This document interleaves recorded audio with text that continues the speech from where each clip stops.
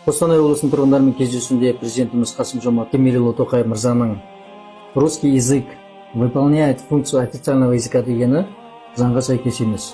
Себебі Конституциямыздың 7 бабының 2 тармағындағы орыс тілі мемлекеттік ұйымдарда және жергілікті өзін-өзі басқару органдарында ресми түрде қазақ тілімен тең қолданылады деп көрсетілуі орыс тілі ресми тіл деген ұғымды еш білдірмейді. Қазақстан Республикасының заң талаптарына сәйкес, заң қалыптары оларда айтылған сөздердің дәлме-дәл мәніне сәйкес түсінілуге жатады.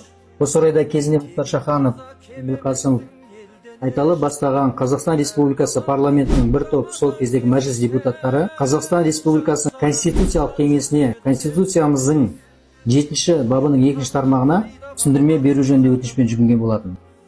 Нәтижесінде 2007 жылдың 20 ақпанында Қазақстан Республикасы Конституциялық кеңесі қосымша 1 қаулы қабылдап, қаулының 2 бөлігінде мемлекеттік ұйымдар мен жергілікті өзі басқару органдарында мемлекеттік тіл қазақ тілімен ресми түрде пайдаланылатын орыс тілінің тең қолданылуы, бұл соңғысына 2 мемлекеттік тіл мәртебесі берілетіндігін білдірмейді деп нақты көрсеткен болады. Ал Қазақстан Республикасы Конституциясының 74 бабының 3 тармағына сәйкес Конституциялық кеңестің қаулысы қабылданған күннен бастап күшіне еніп, республиканың бүкіл аумағында жалпыға бірдей міндетті және түпкілікті болып шағымдануға жатпайды. Ал заңымыздың 7 бабының 1 тармағына және Қазақстан Республикасының тіл туралы заңының 4 бабына сүйенсек, Қазақстан Республикасының мемлекеттік тілі қазақ тілі болып табылады.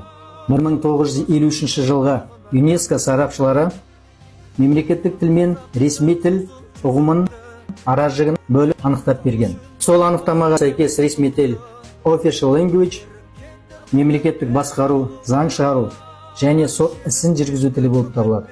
Қазақстан Республикасының тіл туралы заңының 4 бабының 2 абзацында Қазақстанның бүкіл аумағында қоғамдық қатынастардың барлық саласында қолданылатын мемлекеттік басқару, заң шығару, сот ісін жүргізу және іс қағаздарын жүргізу тілі мемлекеттік тіл болып анықталғандықтан, Қазақстан Республикасында мемлекеттік тіл функциясында, ресми тіл функциясында қазақ тілі атқарады.